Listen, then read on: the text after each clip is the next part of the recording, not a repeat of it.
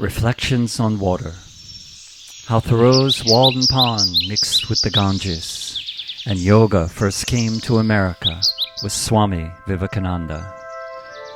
The pure Walden water is mingled with the sacred water of the Ganges. Henry David Thoreau. In 1845, Henry David Thoreau moved 2 miles away from the home of his parents in Concord, Massachusetts, to live alone by a small pond in a cabin in the woods on land owned by his close friend, the poet Ralph Waldo Emerson.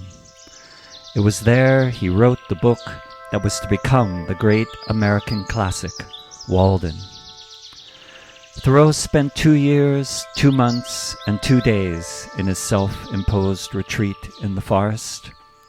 During that time, he wrote on the simplicity of life in the woods, the complex madness of New England society, and his considerations of the eternal truths of life.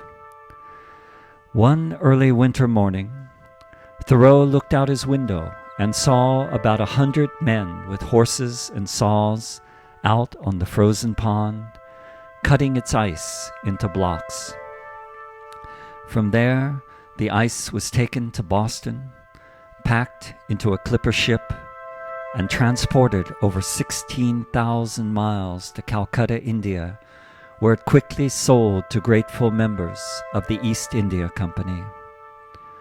That ice eventually melted and ran down into the Ganges River, and this was what Thoreau was referring to when he wrote, "The pure Walden water is mingled with the sacred water of the Ganges." Thoreau was describing not only a mingling of waters, but one of cultures as well, that of a young America just before the Civil War and the sacred ancient culture of India. This story is reflected in those waters. It follows the New England ice shipped to India and how those waters returned with Swami Vivekananda when he arrived in 1893 at the World's Fair and the Parliament of Religions in Chicago, bringing with him, symbolically, the sacred waters of the Ganges to America. His appearance in the West at the World Parliament of Religions began the mixing of the ancient Indian philosophy of the Vedas with the American mind and culture. A representative of the oldest civilization in the world now stood in the heartland of one of the youngest countries on earth, America, and spoke the ancient wisdom of the Vedas, Bhagavad Gita, and Upanishads in the English language. He called it practical Vedanta, the highest truths of the Indian tradition, presented in a form no longer tied to Hindu culture and religion.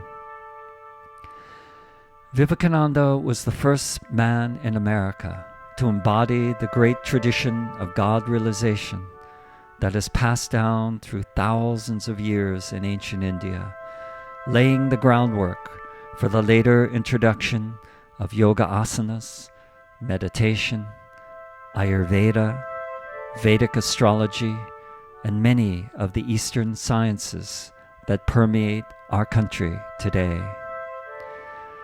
The 1893 World's Fair ushered us out of a world lit only by fire into one lit by electricity, and at the World Parliament, all the religions of the world were gathered together in the same room for the first time in history. This story relates some of the events and persons of that time, when our world was transformed in many ways that affect how we live our lives today.